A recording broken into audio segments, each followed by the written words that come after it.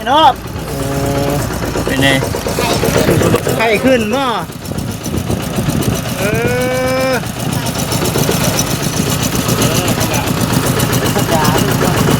มันสบายเป็นไข้สบายเราอยู่ไข้ยี่ห้อเด็ดเนาะเป็นไข้เหมือนกันไข้เลยไข้เนี่ยบ่ไข้เนี่ยบ่ขึ้นไข้ยาบุรุษอ๋อจ้ะไข้ยังอีกพ่อนี่อยู่ในไข้เลยบ่ดีว่าอยู่ติดไข้เลยติดไข้เพื่อนไม่เอ๋โอ้มาเลยแม่นดำ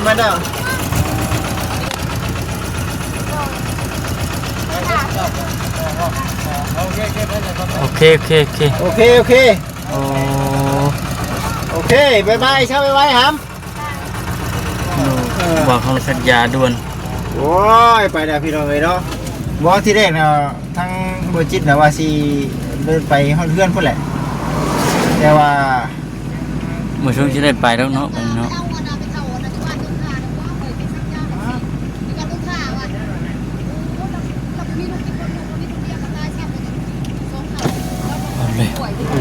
ขาดยากก่อนจะเอาเงินแต่ครึ่งเดียวบ่ได้มีเ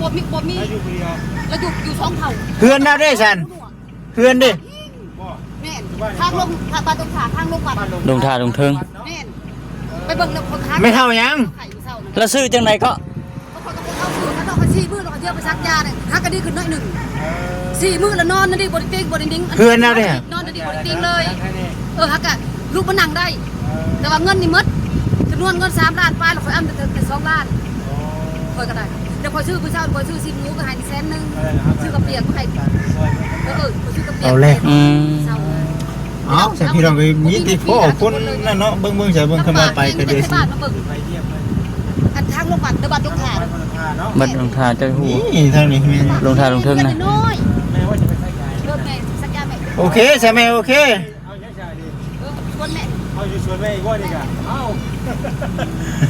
โอ้มาหาว่าคำลาในป้าเพิ่นแนะนำคนทุกอย่างให้พี่น้องเลยเดี๋ยวจะไปเบิ่งคนเพิ่นแนะนำแต่สวยในแม่ว่าพูดได้จังว่าทานต้นเขาไปจังบ่จักมาเฮ็ดไหมขนาดผู้ไปซักยากันจนจังบ่จักมาเฮ็ดไปสบายไปเดี๋ยวนี้แหละที่ปกาจะเอาเงินเลยไงเดี๋ยวเราส่งมาเขาใส่เพิ่นเดี๋ยวนี้เนาะเอาส่งสิว่าเปลี่ยนมีไหมดังไฟเป็นเตาโอ้กินข้าวกับหยังว่าเขาเอากบมาให้ตัวหนึ่งผมจักชื่อแล้วใช่ไหมเนาะมีโอกาสเดี๋ยวไปเพราะท่านเจ้าได้พอความละเอียด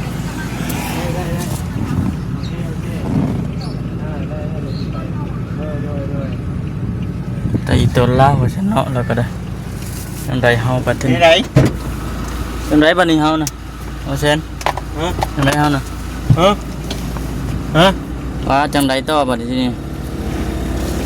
เราเนี่ยได้ไปซักยาให้คำล่ะโอ้นี่เราเป็นหมอเอาดิเขากะเบิ่งก่อนเราเป็นสีเขาให้กับไปเพื่อน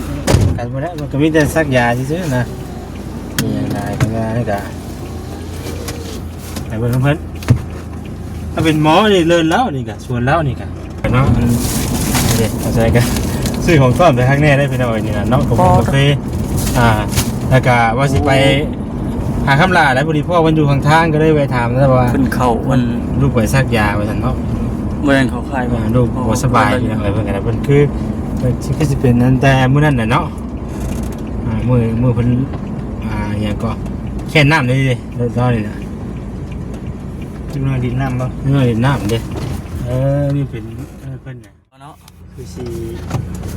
แล้วบาดคือสิแล้วบาดนี่มาไปลงเด้อลงบ่บอกคำลาพี่น้องเนาะพอดีว่าอันว่าจะพากันเข้าไปหาเพิ่นไปดินไปเยี่ยมไปยามันนะพี่น้อง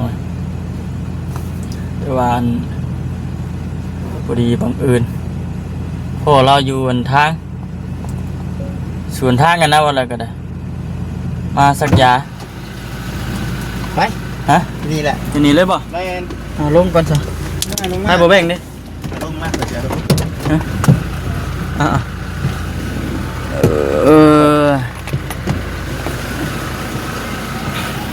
ก็คือหมอกเอ้ สบายดีบังเอิญพ่อนะเด็กสบายดีเอ้าเฮ้ยเรื่องอะไร เดี๋ยวได้อยู่นี่ผมให้พ่อหน้าพ่อตาจะโดนแดด โอ้ยโอ้ยไปพ่อกันให้ไปเจ้าแบบมาวานนี่ก็ได้สบายดีสบายดี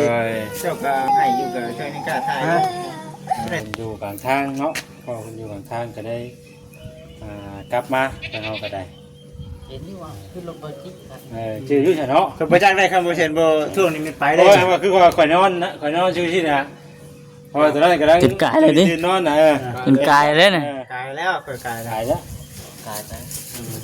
กายพุ่นแหละ อืม จากตรงเห็นก่อน จ่ายกับโบเห็นติ เห็นยังใส่คำลาอยู่เงินนี่ โทร นะ ศัพท์นั่นเอง ฮะเห็นยังใส่อยู่เงิน ให้อีกละ ว่าเขาว่า ยังไม่มีไฟกล้าเข้าหรอกเนาะทางบวม เป็นส่วนมาบดใส่ตีนน้ำอยู่แล้วเอากับว่าสิพากันเข้าไปกับคือสิบ่ได้เข้าไปแล้วบัดนี้เป็นเมื่อเลยแล้วบัด เลือกคำเลยได้ดิ ติดอัน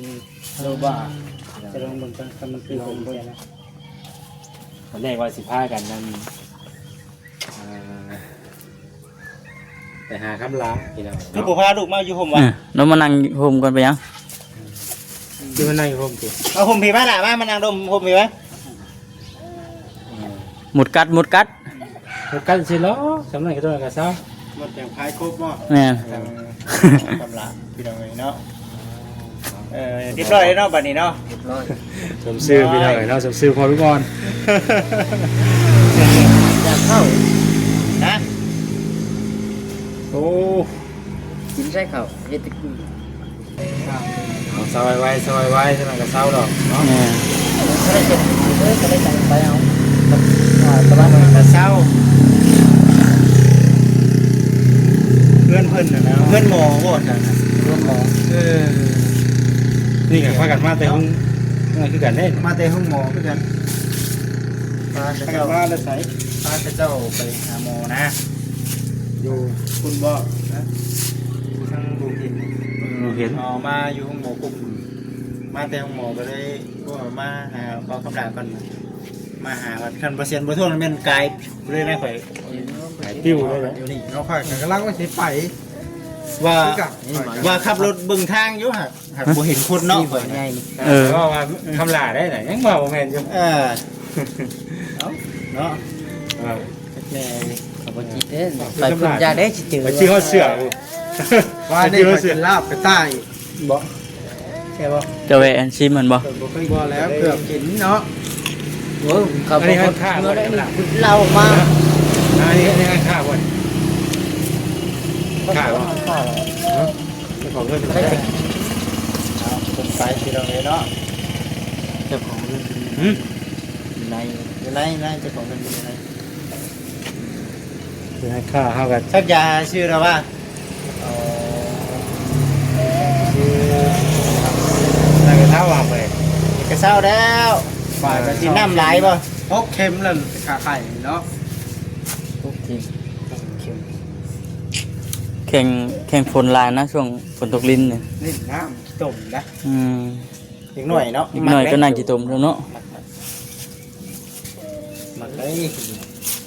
ดูดแจ๊บ เดี๋ยว ตีนเจ็บก็คง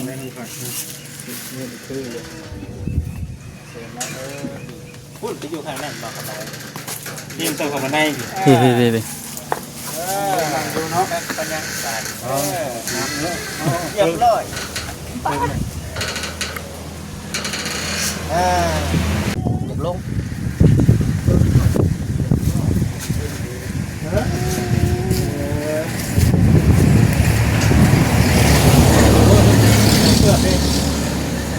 คือสีฮอดก็มันง่ายเนาะนั่งไทยตอกว่า ดีมากว่ะว่ะ โดนเติบได้เผื่อฮอดนี่ก็ได้ทางเป็นขุมเยอะ โอ้ไก่ปานนี้ นั่นแหละจะว่านะ บ่จิตกายไปรุ่นบ่จิต เราจืดเนาะคอยเราบ่ ไป จืด รถอ่ะ ก็ตามกฎหมายเราทำหน้าคือบ่จอดว่าบ่จืดรถบ่จืดเปล่าว่ะ กายไปนึกว่าสิบ่โง่มาเนาะ โน่จะไปได้บ่ล่ะ นึกว่าจันว่าไปเลยก็ปั๊มมาเลยแหละ เออ อ้าวเนาะแวะที่นั่น แล้วละบ่บัดนี้แล้ว พัดชื่อนั่นนะ ไข่แล้วเนาะ ตู้นั่นนะ โอ้คนกับบริทามสื่อเที่ยวไป4 มื้อแล้วค่อยฮะ เที่ยวไปซีมื้อแต่บ่อยากติ วัดลำบากเลยนะที่เบิ่งเนี่ยบางทีนอกเขาเห็นอันนี้แต่คนชาวบ้านมาเผาฮะ เอาลูกเจ้า ค คน น ได้ ชื่อ จ้ะ ซินมูนหาในมือเช้าไปหาย เจ้า แสน คน ห ได้ นึ่ง จ้ะ ลูกเต้าเพิ่นได้จ้ะ ลูกผู้เดียวก็ตายแล้ว อ๋อ เพื่อนเราดิ เพื่อนเรานะทางลงวัดก็ต้องอันนั่งไปการขัวไปนั่น ดงทาดงเทิง ทางลงเบื้องขัว มีโอกาสมาหาบ่คำลาเรื่อยอยู่แถวนี้แวะไปเนาะไปเยี่ยม เข้าใจนะปะ เออ ก็เป็นคะแนนนั่นเถอะเป็นตาสวยดีอย่างนั้นนะฮะจริง ประมาณจักปีก็แม่ เป็นเท่าฮะ แม่ 70เป็นเมื่อ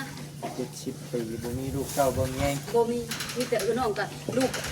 น้องกับตายแล้วอ้ายก็ตายแล้วยังแต่บรรดาลูก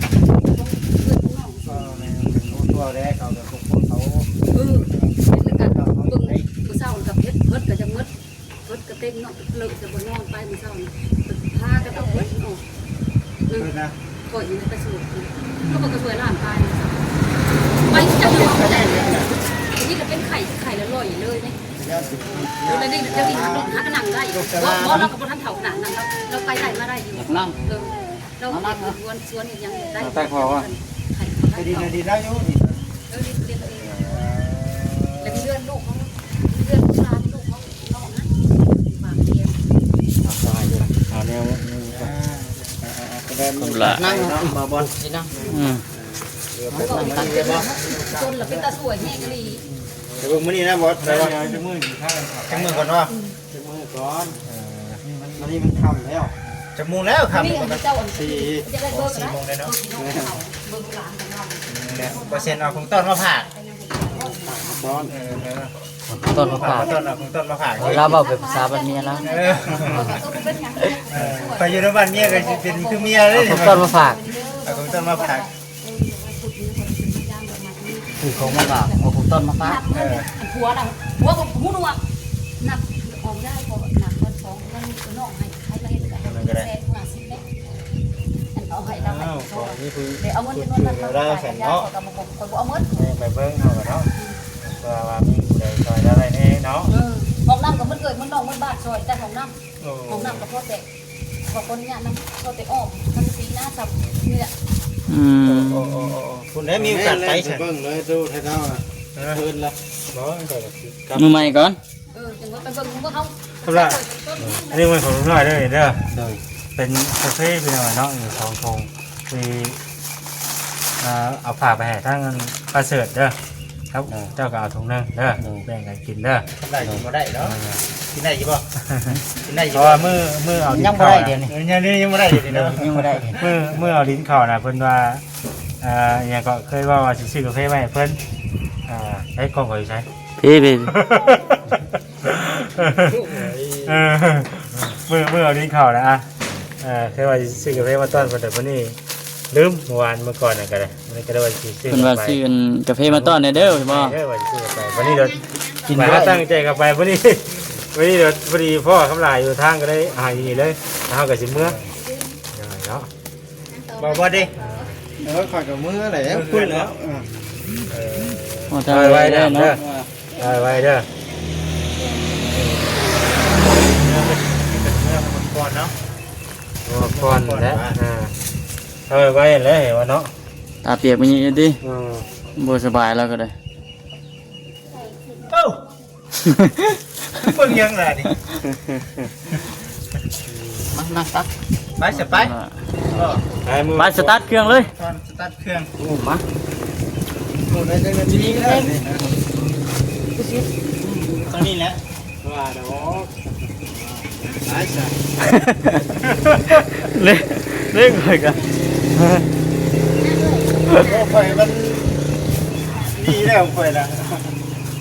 เป็นยังเป็นยัง ไปพักผ่อนเห็นว่าฝนตกด้วยเนาะมืดมาเลยผู้ เขาก็ถ้าว่าสิเมื่อส่งอ่ะจะคำลายก็ได้กับเมื่อคือเก่านะ เนาะ มันกับมีผู้ขับรถไถอย่างมันมาอีกคนนึง นี่หอยกันนี่ หอยไว้ลาบ เอา เก่า มาชมข่อยเลยซะ ฮะ เอารถขึ้นบ่ เอารถขึ้นเอารถขึ้นว่า ส่งมาวันนั้นป่ะ กินรถกันได้มั้ย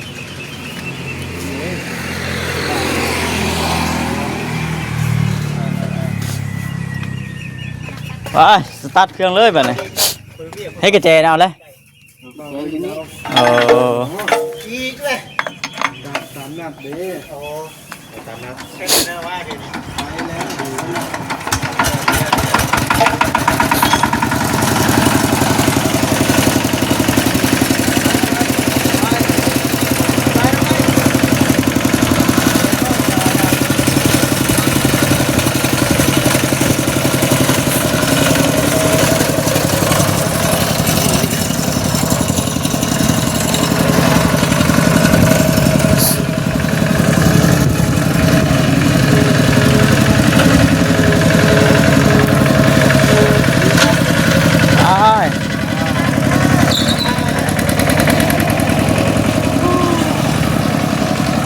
ถูกพยาเหรอ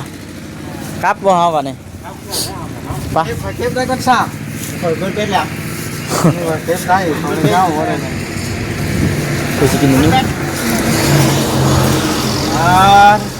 าะกันสั้นกะเนาะ แม่น มัน จะได้แยกย้ายกันแล้วฮะก็ได้เฮ็ดได้ใช่ คิดได้แบบนี้เนาะ ยังบ่ได้จบนี่นะคุยกันก่อนนี่แหละ ฮะ คุยกันนี่แหละ ไปในแม่ไปอันเบิ่งเคสนี้เลยนะ มือหน้าก่อน ตู้เราบอกที่นี่ มันคำเลยเด้มือใหม่ก่อน เก็บเงี้ยสร้างกัน เนี่ยเบิ่งนี่ก็มาเป็นที่เนี่ยเบิ่งเนาะคิดสิเมื่ออันน่ะเก็บเมียบ่เมียก่อน ไม่ใช่เมียถ่ายอิจฉาเมียถ่ายอยู่อ่ะ ยก ปล่อยกันหยอกบ่ได้ปล่อย เฮ็ดที่ไหน ลูกใหญ่เลยลูก จังหวะเฮาบ่เคยได้ดู เปิดกระยกบ่ได้อีหยอกเลยมันเป็นดี เอาแล้ว ที่โยนเป็นดี เออเฮ็ดหยอกเป็นดี เอาซะ เอ้ยโอเค โอเคโอเค ไปไป สบายดีไปใหญ่ๆกลับได้กิโลเลย ไปจอดอยู่ในหัว โอเคค่ะโอเคตามนั้นโอเคบ๊ายบายกลับก่อนได้พี่น้องเอ้ยไม่ใช่หน้า สบายดีเด้อพี่น้องเด้อ